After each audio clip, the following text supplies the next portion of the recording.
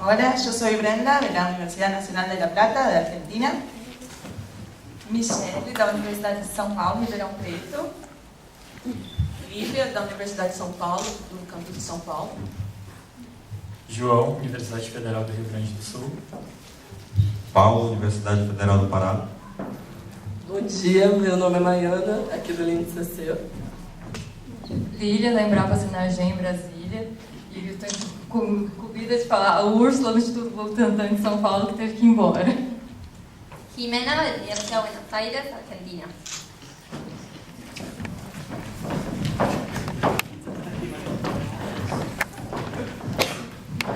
Para mí es una gran emoción presentar este proyecto porque vamos a demostrar un caso en el cual la transcriptómica, el uso de herramientas bioinformáticas, nos permitió nada menos que salvar a la humanidad.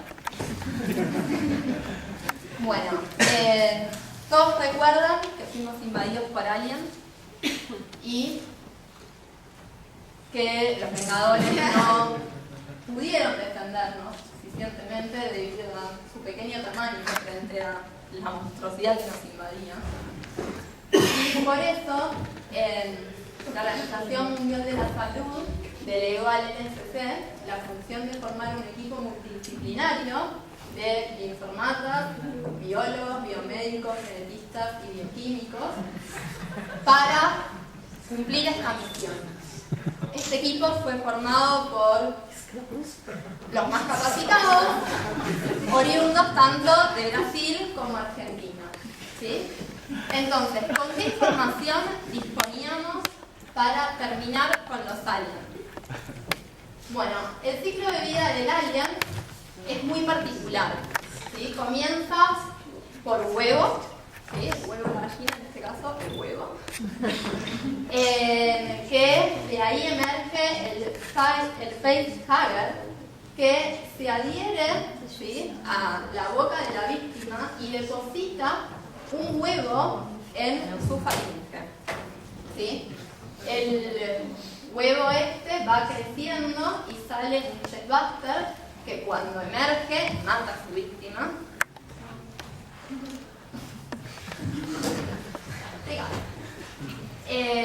Y este rápidamente crece para transformarse en un adulto estéril o en una reina capaz de poner más huevos.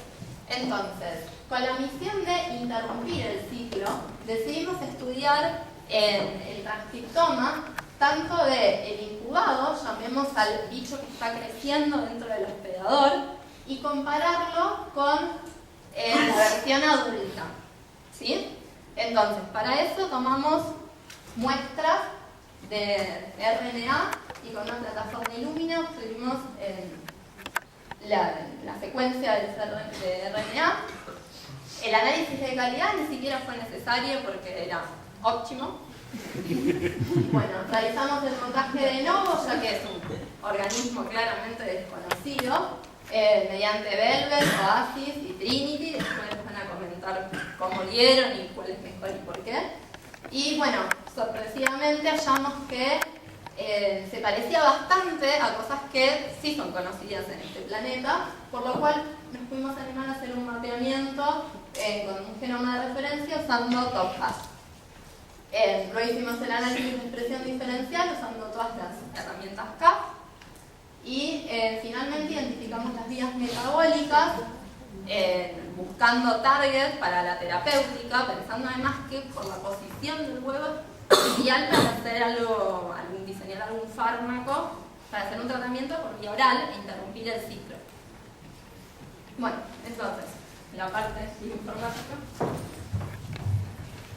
Bom, a partir do momento que a gente tinha os dados em nossas mãos, gerados pelo Illumina, entregues pelo CPAB, o que fazer com eles? Né? Porque a gente precisava identificar um organismo até então desconhecido e partir para onde? Qual o pressuposto que a gente deveria adotar para começar a análise e descobrir mais sobre esse organismo? Tendo os dados gerados pelo Illumina, então a saída era: não sabemos de onde que é, não sabemos se tem parentesco com algo que a gente já conhece, vamos fazer uma montagem de novo, a partir do zero. Com isso, o objetivo era tentar, né, ver similaridades com algo já conhecido atualmente.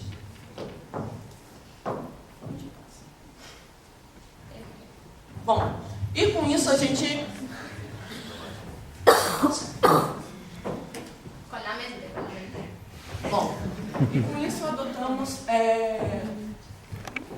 duas ferramentas, né, de montagem de novo, que foi o Trinity e o Velvet. E agora eu vou mostrar os resultados do Trinity, posteriormente do Velvet, e mostrar como a gente procedeu com esses dados. Bom, a partir da montagem do Trinity, geramos os dados com K de 1 até 5, e podemos observar que o N-contig manteve mais ou menos parecido. Ou seja, a média dos contigs teve um padrão de entre 770 e 820, tendo um número de transcritos consideravelmente alto e pouco diferencial. Então, já que fizemos uma montagem, vamos comparar com outra plataforma, só assim para a gente saber que dados a gente vai poder utilizar para validação e comparação dos nossos dados. Fizemos o Velvet com o Camer a partir de 23 até 49. Com isso, a gente pode ver, através desse gráfico, a curva do N50, né, representado em azul, do Max Contig, representado em vermelho, e a quantidade de reads mapeados nesse mapeamento de novo, que são a partir desses dados, né, do conjunto desses dados que a gente pode tomar uma decisão de qual metodologia usar. Podemos ver que o Camer, à medida que ele vai crescendo, né, a montagem vai se tornando com uma qualidade maior. E isso é interessante, porque sabemos, né, que na literatura eles indicam o Camer 27, porque Camer 27 e o nosso, quanto maior, está ficando melhor.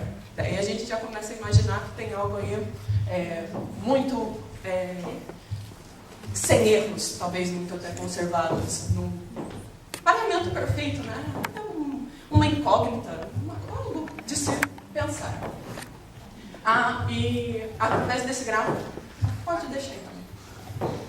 Bom, ali era do incubado, do adulto, né? Esse é do incubado, mas podemos ver que os gráficos são praticamente o mesmo. E podemos observar que, muito sutilmente nessa tabela, né? Porque com os dados é mais visível, podemos ver um pequeno declínio, né, a partir do N50 e pelo Max Contig.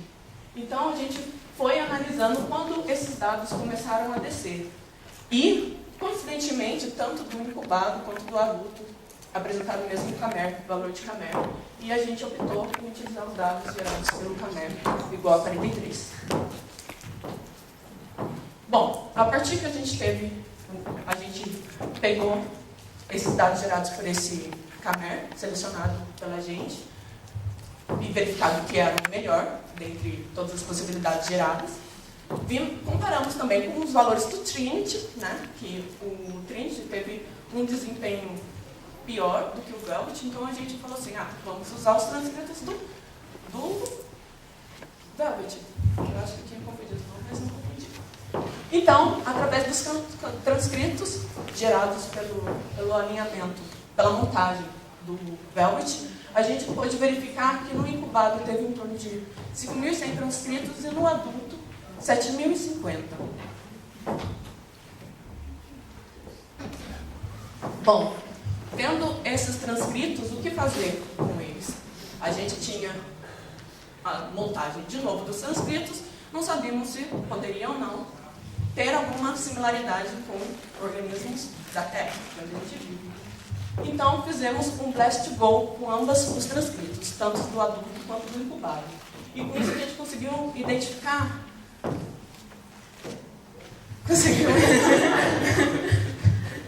Conseguiu identificar organismos que poderiam ter correlações, né, com o alien que estão presentes na Terra. E conseguimos uns resultados interessantes em relação às frequências de transcritos para cada organismo identificado. Acá sorpresivamente vemos que en el alien en realidad tenemos un híbrido de una gallina y un tatú, o mulita, no sé cómo lo conocen más acá. Y quiero aprovechar para hacer un llamado a la conciencia y entender el impacto de las acciones humanas que puede haber a futuro, que uno no piensa. Porque en el siglo XX el hombre envió distintos animales irresponsablemente al espacio. Pasaje de ida, sin pensar después qué podía suceder con ellos. Estos son los más conocidos, monos, perros, pero bueno, extraviados por ahí también vemos que mandaron un gallo y una mulita. Así que aparentemente este podría ser el origen, ¿sí?, de los aliens. Vemos que entonces nacen del huevo que puso la gallina y tienen esta particularidad de esa coraza, aportada claramente por todos esos genes tan estructurales del tatú. ¿Sí?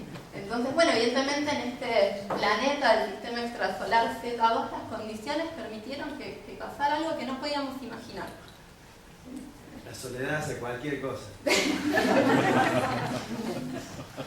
Bueno, entonces, ahora sabiendo, ¿sí?, que en realidad el alien viene de la fusión de dos organismos claramente conocidos por nosotros en el planeta Tierra, pudimos hacer cosas.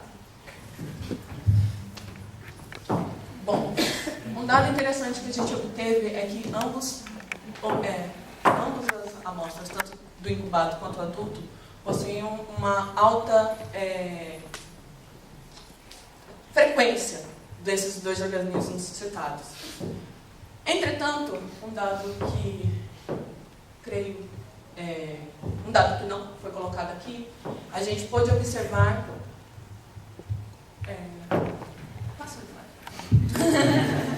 Me confundi.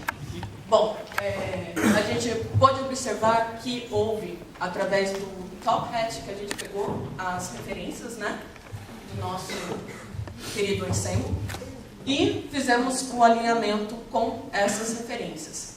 Entretanto, a gente verificou, né, que a quantidade de transcritos relacionados tanto à galinha quanto ao tatu eram praticamente equivalentes. Então, como lidar com isso? Criamos, então, um organismo híbrido para servir de referência, utilizando os dois genomas. E assim, fizemos um alinhamento com o Top Hat a partir dessa referência híbrida para obter esses resultados. Podemos ver que na fase incubada, também chamada de faceholder, ou, no caso, chest hugger, obtivemos um alinhamento de 85%. Ou seja, ele provavelmente, né, era 85% similar ao organismo híbrido criado. Esses 15% que restam, o que são? A gente não sabe, é um organismo novo, é isso que a gente está estudando. E do adulto, a gente conseguiu 92% de similaridade, ou seja, tem poucas coisas que, em teoria, a gente desconhece desse organismo. A partir dos dados gerados pelo Top Hat, a gente teve as saídas, os reads mapped e os reads unmapped. E tivemos que tomar abordagens distintas com elas, porque é um organismo novo, o que não foi mapeado surgiu da onde? É do que? É isso que a gente precisava ver. Começando pelo unmapped, porque é mais curtinho. A partir dos reads unmapped, ou seja, os 15% do incubado e os 8% do adulto, a gente fez uma assembly de novo, para tentar identificar esses transcritos e ver se ele era compatível com qualquer outro organismo da Terra, que fosse mais fácil, né, anotar isso. Então fizemos um BLAST-X, um banco de dados do Sysprot, para identificar esses transcritos. E vimos que apareceram outros organismos que, a gente fez a comparação com o primeiro Blast-Go e eles estavam equivalentes, que são, no caso do incubado, por exemplo, relacionados a humanos. E o que fazer com os reads methods? Bom, se está mapeando, significa que de alguma forma pode ser conhecida, né? Ou, através desse conhecimento, gerar mais informações para você e você conseguir anotar melhor seus transcritos. A partir desses method reads, que eu não sei porque eu escrevi 2 vezes nos slides, a gente teve que rodar o cufflinks. A gente tinha os dados dos transcritos, né, gerados pelo mapeamento, e o cufflinks, um pacote para ajudar a gente a fazer anotações, ver o que a gente vai obter para fazer uma análise de expressão, diferenciação e sucessivamente. Entretanto, a gente notou que tivemos um pequeno grande problema. Que o cuffdiff, que daria para a gente a expressão diferencial, não estava muito bem aqui funcionando. Por um motivo triste. Então, a partir daí, a gente acabou não adotando os resultados do cuffdiff, porque teríamos que diminuir a probabilidade de erro para muito, e não iria compensar. Porém, notamos que nesse cuffdiff, olhando as tabelas geradas, visivelmente a gente via que os valores gerados por esse arquivo eram completamente diferentes. Entretanto, insignificante para a abordagem do cuffdiff. Com isso, a gente usou a abordagem de fold change, a partir dos genes que foram relacionados pelo cuffdiff com expressão nos 2 organismos. Esse fold change foi realizado através de uma relação de 300%, né? Ou seja, 3 entre o incubado e o adulto e 0,33 entre o adulto e o incubado. Uma coisa que eu esqueci de comentar é que, como foi feita essa abordagem do cufflinks, como que a gente abordou? A gente usou o genoma referência, a gente usou os transcritos descritos na literatura. Por que a gente usou esses transcritos descritos na literatura? Também baixa pelo nosso amigo Ensemble. Simplesmente porque a similaridade com o nosso genoma híbrido foi muito alta. Então, como ele estava muito similar a organismos, a gente achou o ideal usar o referência genoma,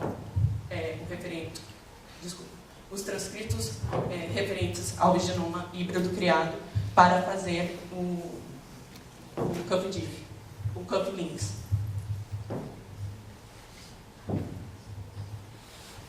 Bom, a partir do nosso fold change, que a gente delimitou por esses parâmetros já citados, a gente teve uma expressão diferencial. A gente obteve em torno de 900 transcritos diferenciais com isso. Entretanto, a gente selecionou os mais expressos, ou seja, os mais próximos os acima de 3, com valores mais altos, ou os mais próximos de 0. E com isso, a gente conseguiu os mais expressos, tanto do adulto quanto do incubado. E partimos para a identificação desses transcritos, através do UniProt. Bueno, recuerden entonces la situación apremiante en la que nos encontrábamos con los aliens devorándonos, ¿no? Entonces teníamos muchos inconvenientes, como estuve contando. Entonces urgía ver alguna diferencia, algo que nos pudiera servir. Entonces tomamos unos pocos genes, los que veíamos más diferencia en el fold change del adulto y del embrión, para ver si podíamos obtener algo de ahí. Y bueno, del adulto encontramos interesante que tenía regulado esta proteína, Gauss-related protein, que tiene que ver con el hambre que tiene este bicho, ¿no? Y También encontramos interesante esta, la desesteirina, metaloproteinasa, que está envuelta en la regeneración del músculo esquelético. Por eso, pobres los Vengadores no podían hacer nada, se regeneraban. Era terrible la situación. Bueno, en el embrión, acá está el esquemita de cómo esta proteína hace que le den hambre, también se relaciona con el metabolismo de lípidos. ¿Sí?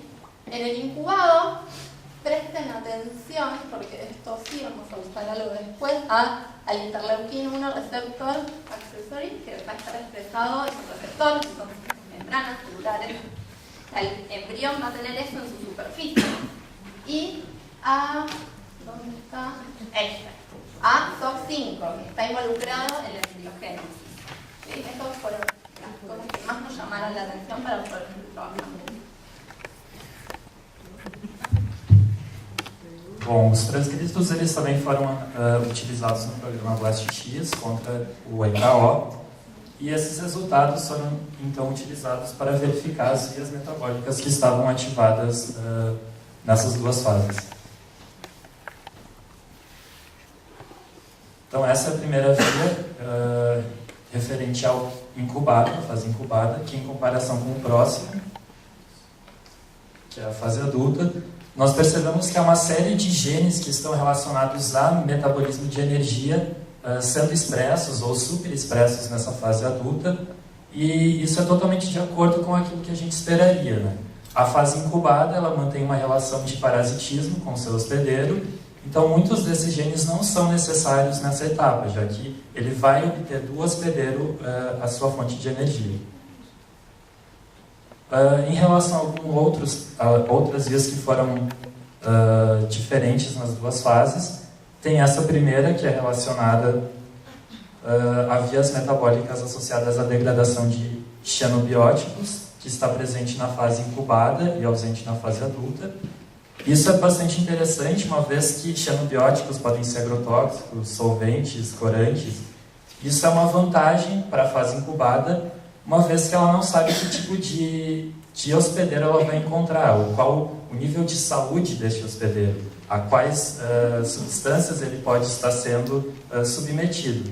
Então isso também, degradar esses xenobióticos, acaba sendo uma vantagem, já que ele pode utilizar a degradação dessas substâncias como uma fonte de energia e de carbono adicional. Uma outra via que é bastante interessante que nós percebemos é a presença dessa via associada à produção de antibióticos, também presente na fase de incubado e ausente na fase de adulto. E isso é bastante interessante, uma vez que a fase incubada, ela penetra no hospedeiro por via oral, principalmente. Então ele vai encontrar bactérias, micro-organismos, então isso é importante para providenciar uma imunidade contra bactérias do hospedeiro. Também verificamos a presença de vias associadas a biossíntese de metabolismo de lipídios, sendo superexpressa na fase adulta. Entre essas vias, a produção de esteroides, e aí nós lembramos de hormônios sexuais, testosterona. Isso explica o comportamento da fase adulta, sendo bastante relacionado com força, agressividade e biomassa, que é verificada nessa fase. E por fim, também verificamos vias metabólicas associadas a metabolismo de purinas e pirimidinas, sendo que isso é verificado principalmente na fase adulta, já que ele precisa de uma divisão celular de metabolismo acelerado, já que ele é um organismo muito desenvolvido, muito superior, então isso é bastante vantajoso para ele. Por outro lado, a gente percebe a presença de vias metabólicas associadas a metabolismo de drogas. Bom, boatos dizem que depois do primeiro filme, a fama subiu à cabeça do Alien. Ele não conseguiu relacionar direito com isso e acabou entrando no mundo das drogas. Por isso essas vias estão super expressas na fase adulta, sendo então importante para a desintoxicação dele. Também tivemos informações, não sei se vocês sabem, mas o Serviço de Inteligência dos Estados Unidos está monitorando o Facebook, Skype, uma série de outras redes sociais. E na semana passada houve uma informação de que o alien estava em Petrópolis, mais precisamente na Serra dos Órgãos. Então, uma expedição liderada por uma pesquisadora aqui do LNCC, que é a Marisa, foi até a Serra dos Órgãos em busca do alien perdido, mas não foi obtido nenhum sucesso nessa expedição. E as fotos dessa expedição ainda não foram enviadas pela doutora Marisa, e, portanto, não estão na apresentação.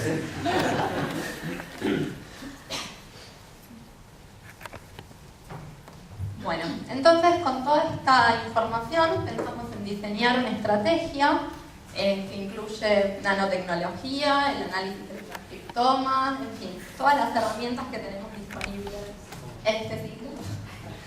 Y diseñamos unas nanocápsulas coateadas con anticuerpos contra, ¿se acuerdan que les dije? Recuerden el ilunarabla. Porque entonces, si estas cápsulas son ingeridas por vía oral... ¿Cómo es que el nombre de él? Ilunarab1.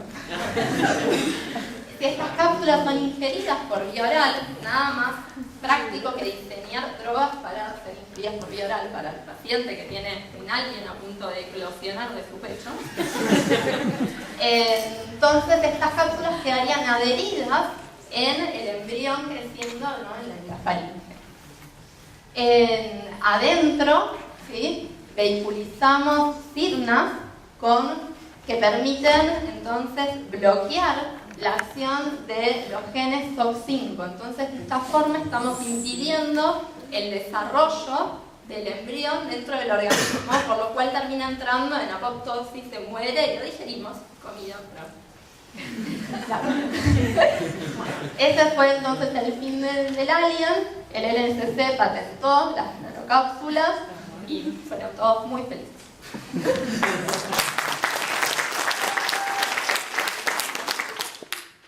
Espera, que tem mais coisa. Bom, como puderam observar, a gente fez uma análise mais de conhecimento para o alien, saber com que a gente está lidando, porque senão poderíamos ser exterminados, já que eles nos parasitam e nos matam de uma forma cruel e nojenta, mas tudo bem. E a partir daí, dessa primeira triagem, o que fazer, né, com os dados?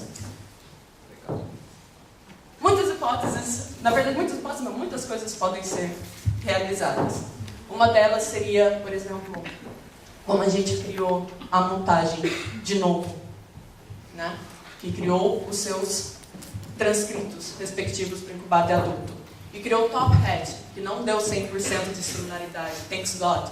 Mas, e aí, o que fazer? A gente tem duas informações, dois tipos de abordagens diferentes, ambos com boa qualidade, como podemos observar nessa apresentação. Mas o que fazer com esses dados? Esses dados poderiam, por exemplo, serem intercruzados, ver a similaridade, né? O que bate com a montagem de novo com a Top Hat, que já é. A partir daí, começar a identificar esses genes específicos, conseguir fazer uma triagem maior desses genes. O que está faltando? O que a gente já tem? O que pode ser descoberto? Tem algum gene que a gente não conhece ainda, que a gente pode anotar futuramente? Eu acho que a partir desse pequeno passo, a gente poderia analisar de uma forma mais consistente e correta, né, o organismo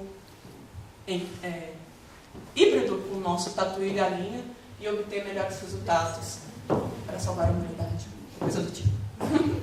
Agora sim, acabou, gente.